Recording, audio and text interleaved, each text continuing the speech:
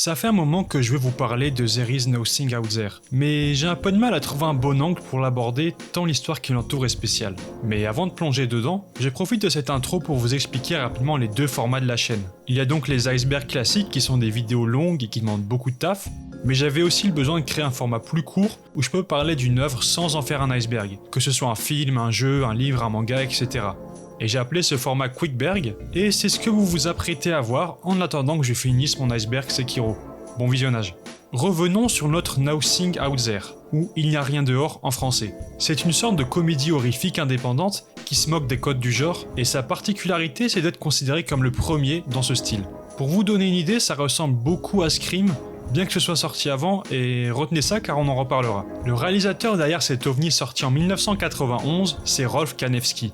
C'est un énorme fan d'horreur, il passe littéralement son adolescence à se gaver de films d'horreur et à ingérer toutes les références en louant des films et en lisant des magazines du genre. Il apprécie particulièrement les éléments d'horreur liés avec des éléments d'humour et c'est une chose qu'on retrouvera dans son travail. C'est seulement à 19 ans qu'il imagine son projet, Il n'a rien dehors. Il est tellement fauché que pour financer son budget fixé à 120 000 $, il fait du porte-à-porte. Et croyez-le ou non, mais avec cette méthode et un peu d'aide de ses parents, il finit par y arriver. C'est un film où on suivra un groupe d'adolescents se rendant dans une cabane isolée pour un week-end. Un cadre assez classique somme toute pour un film d'horreur. Et ils seront attaqués par une étrange créature extraterrestre. Mais l'élément qui change tout par rapport aux autres films d'horreur, c'est la présence de Mike. Mike, c'est un personnage du film qui est fan de films d'horreur jusqu'au bout des ongles. Et en tant que tel, eh bien il connaît tous les clichés et les signes avant-coureurs des dangers. Il essaye de prévenir ses amis des dangers en utilisant ses connaissances des clichés du cinéma d'horreur, mais ses avertissements sont ignorés, ce qui entraîne des morts assez comiques. Et c'est précisément cette approche un peu méta,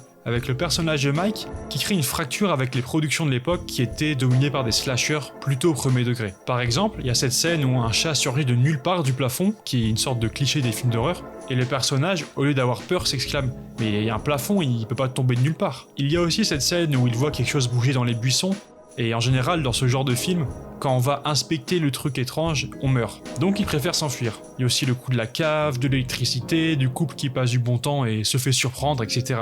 Et même le titre du film, Il n'a rien dehors, est une référence à cette réplique classique du cinéma d'horreur. Tous ces clichés, nous en tant que spectateurs, on les connaît par cœur. Et du coup, ça crée une espèce de connexion entre Mike et nous. Qui ne s'est jamais dit devant un film d'horreur? Mais vous séparez pas, ou descends pas dans la cave, ou encore va pas là. Et bien là, vous n'avez plus besoin de le dire car Mike le fera à votre place.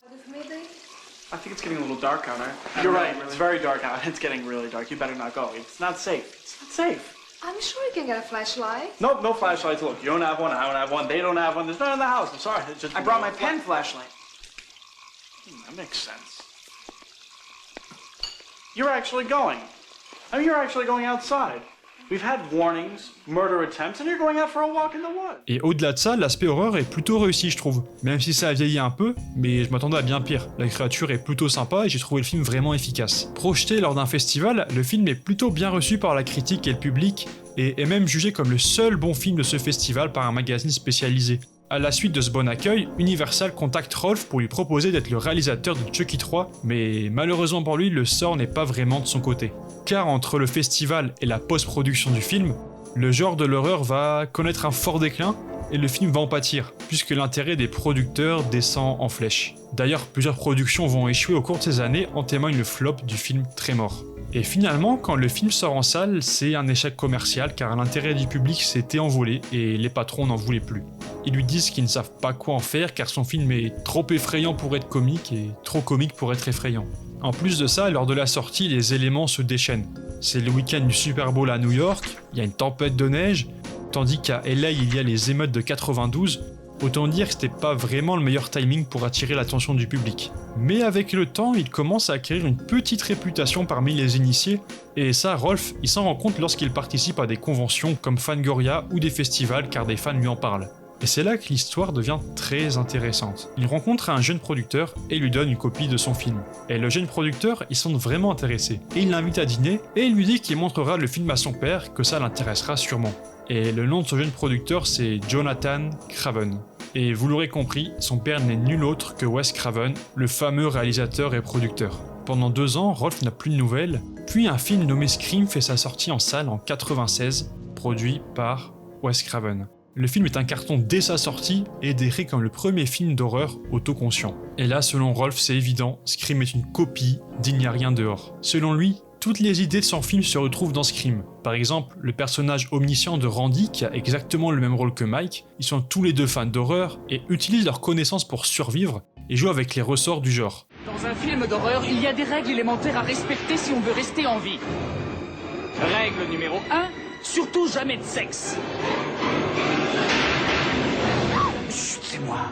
Ou que vous alliez ne jamais dire « je reviens tout de suite » parce qu'on n'en revient jamais. Je vais chercher une bière, qui en veut une?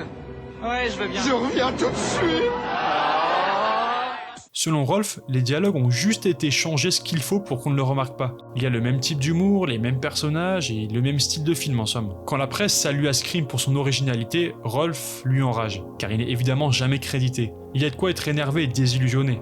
Le jeune Jonathan aurait donc donné la cassette à son père, qui, sentant le bon filon, s'en serait largement inspiré pour réaliser Scream. Et Rolf, dans cette affaire, il se rend compte que c'est une pratique très présente à Hollywood. Les extraits que je vous passe depuis tout à l'heure où Rolf parle, ça vient d'un court-métrage nommé Copycat. Copycat, c'est un court-métrage réalisé par Charlie Shackleton, qui interviewe Rolf afin de savoir la vérité dans cette affaire. Et ce court-métrage, c'est une sorte de projet méta, qui revisite son propre film culte où Rolf développe comment Il n'y a rien dehors a été perçu et selon lui repris ou plagié par d'autres œuvres dans le genre de l'horreur, en l'occurrence Scream. C'est une sorte de satire où il se moque de la manière dont les idées originales peuvent être empruntées entre guillemets dans l'industrie sans qu'il y ait nécessairement de crédit rendu à l'œuvre source. D'ailleurs, le titre du court-métrage Copycat signifie en anglais copieur ou imitateur, qui fait bien entendu écho à Scream. Si Rolf utilise un ton humoristique pour aborder ça, on peut quand même voir qu'il est encore assez acerbe sur l'industrie. Et ce court-métrage, il est d'ailleurs disponible sur Mubi, il dure 8 minutes, je vous le conseille vivement si cette affaire vous intéresse. Mais bien que son film n'ait pas connu un succès commercial majeur à sa sortie, il a acquis un statut culte au fil du temps. Aujourd'hui, le film est ressorti en DVD, et Rolf avait même peur qu'on pense qu'il avait copié Scream, car beaucoup de gens ne font même pas l'effort de chercher les dates. Finalement, le LA Weekly, le journal de Los Angeles, a qualifié son film de premier jet de la franchise de Wes Craven, donc on peut tout de même noter une certaine réhabilitation de son influence. D'ailleurs, j'ai revisionné Scream pour préparer cette vidéo, et franchement c'est compliqué. Je trouve que le film marche pas trop, là où Il n'y a rien dehors est avant tout une comédie. Avec Scream, il y a des scènes où ça se voit que c'est tourné en mode premier degré, mais ça marche pas. Il y a quelque chose qui coince. Et pour le coup, la phrase comme quoi le film fait trop peur pour être drôle ou est trop drôle pour faire peur, s'applique, je trouve, bien mieux à Scream, où on est dans un espèce d'entre-deux un peu mou, ce qui fait que rien ne fonctionne. J'en ai aussi profité pour analyser toutes les ressemblances, et même si certains éléments ressemblent vraiment beaucoup et sont clairement empruntés, je pense pas qu'on puisse parler de plagiat. Il y a quand même beaucoup de choses qui diffèrent. Par contre, on peut dire sans souci que le concept même de Scream vient du film de Rolf. En tout cas, Il n'y a rien dehors est disponible sur Mubi et également gratuitement sur YouTube. Et honnêtement, j'ai passé un très bon moment devant. Je vous invite fortement à le regarder et à vous faire votre propre avis sur cette affaire. Voilà, c'était le Cogito Note, c'est la fin de la vidéo. J'espère que ça vous a plu. Abonnez-vous, likez la vidéo, etc. Et on se retrouve vite pour l'iceberg Sekiro. Salut!